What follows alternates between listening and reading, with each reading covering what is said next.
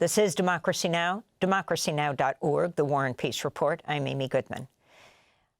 I cannot in good conscience support the ongoing war in Iran. Iran posed no imminent threat to our nation, and it's clear we started this war due to pressure from Israel and its powerful American lobby, unquote.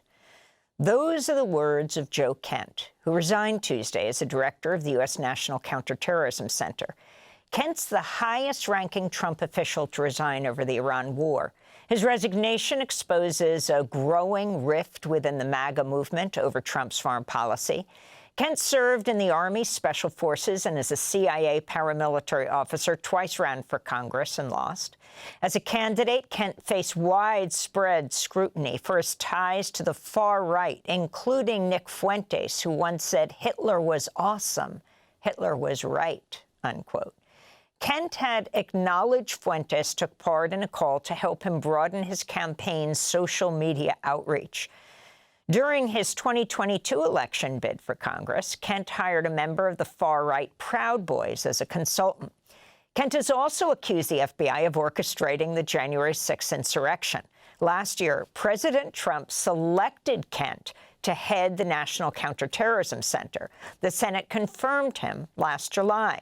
The Southern Poverty Law Center had urged senators to reject Kent, citing what they called his associations with white nationalists, violent groups, and anti-democracy actors, unquote. On Tuesday, President Trump was questioned about Joe Kent's resignation. The director of National Counterterrorism, Joe Kent, he just resigned today. He said he can't support your conflict with Iran. What's your reaction to that? And did you Well, I read his statement. I always thought he was a nice guy, but I always thought he was weak on security, very weak on security.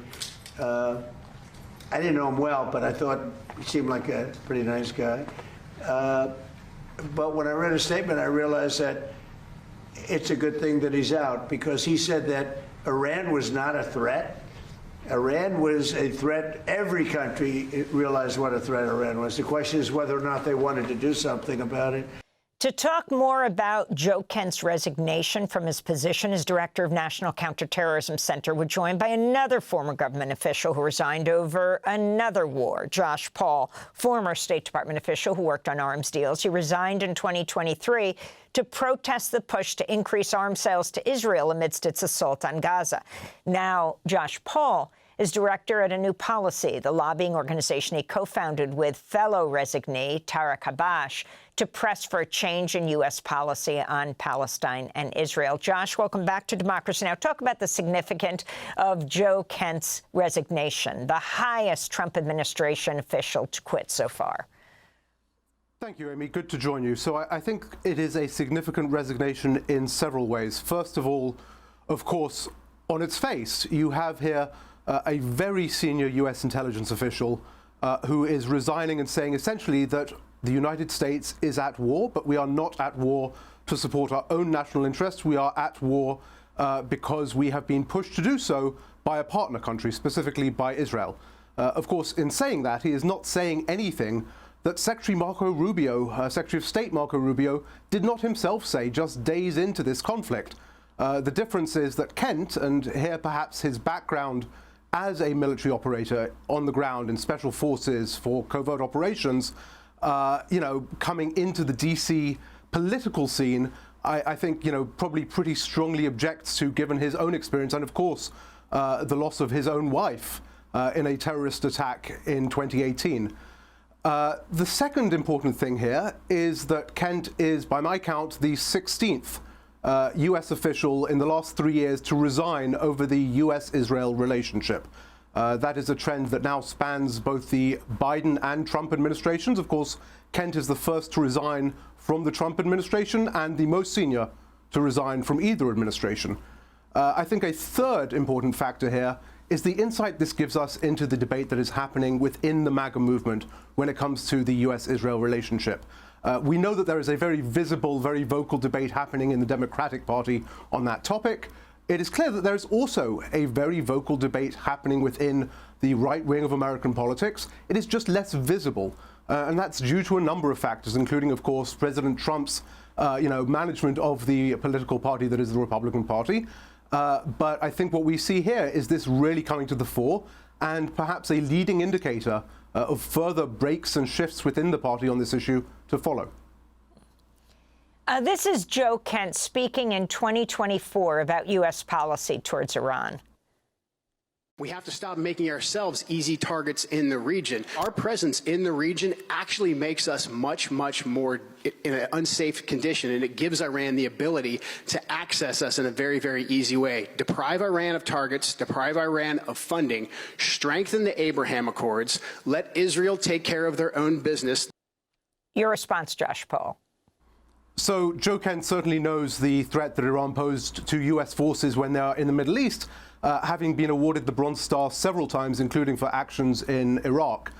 I think his point here is that this is, again, you know, whatever threat Iran may pose within the region, it is not a threat to the United States. And the reason that we are currently engaged in this is in great part because of our presence in the region that is there to protect Israel, in many cases from the consequences of its own actions, and we see that most vividly here. I think it is very clear that we would not be in this conflict if it were not for that presence, if it were not for that relationship. And I think at the end of the day, U.S. national security officials, intelligence officials, are there to put America's interests first. It's interesting how the MAGA movement, the House Speaker, has just changed the rationale for attacking Iran, saying that this attack on Iran avoided a mass casualty event. And the question of whether this could provoke attacks on U.S. soil. It's interesting that Kent, this is in Mother Jones magazine, Trump's pick for counterterrorism, called for arresting BLM leaders as terrorists, who they were focusing on, people like Kent. He said, we need to treat Antifa and BLM like terrorist organizations. We need to use the tools of the federal government, the FBI, the U.S. Marshals, go after them like organized criminals and terrorists. This is how he spoke when Trump was supporting him. And, of course, you have Tulsi Gabbard, who is head of national intelligence, and instead she is spending her time looking at how Trump actually won the election, currying favor with Trump. And she was down in Georgia when they were taking something like 700 boxes from the Georgia election office. Yeah, and I mean, let's be clear, Joe Kent is very much within the core sort of the MAGA movement. At the same time as the director of the National Counterterrorism Center, and prior to that as chief of staff for the director of national intelligence, he and the NCTC have provided core support to the FBI's so-called 10-7 or post-October 7th task force, of course engaged regularly in two-way intelligence sharing with Israel.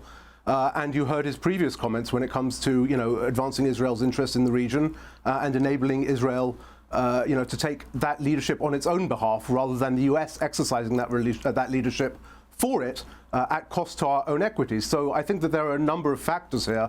At the end of the day, I think what's clear is that Kent is someone who has, you know, I think was at the top of his career here, was only in the job for a year. I don't think went into that job with an intention of leaving it, but at the end of the day saw the dreadful impact that we see now on the global economy, on the U.S. economy, on U.S. interests of this war that Prime Minister Netanyahu has dragged us into, and felt he had to stand up and speak. You're the former director at the Bureau of Political Military Affairs in the State Department, where you worked for 11 years. Josh Paul, as we wrap up, what do you think Congress can do at this point? There is a lot of criticism, of course, of Congress members and senators of what Trump is doing with Iran right now, dropping these bunker buster bombs, for example, today. But what actually can they do? So what they can do, of course, is much more than what they will do. What they can do is, of course, exercise their oversight. At some point in the coming weeks, there is going to be a very important vote when the administration comes forward with a funding request for the Iran war. If members of Congress mean what they say about not wanting to support this war and not believing we should be part of it, they should vote against that funding. So I think there are a number of steps Congress can take. There are also, I should note, emergency arms sales that the administration has put through in the last couple of weeks for Israel, some of which are coming out of U.S. stockpiles. Again, if members of Congress are serious about protecting U.S. military global leadership, then they should be voting against those sales that are coming out of critically needed U.S. stocks. So there are a number of things Congress can do. I think the question remains to be seen of whether they will do those things. Josh Paul, veteran State Department official, resigned in 2023 to protest the push to increase arms sales to Israel amidst its assault on Gaza. Now director at a new policy lobbying group he co-founded with a fellow resignee to press for a change in U.S. policy on Palestine and Israel. Thanks for watching Democracy Now! On YouTube. Subscribe to the channel and turn on notifications to make sure you never miss a video. And for more of our audience-supported journalism, go to democracynow.org, where you can download our news app, sign up for our newsletter, subscribe to the daily podcast, and so much more.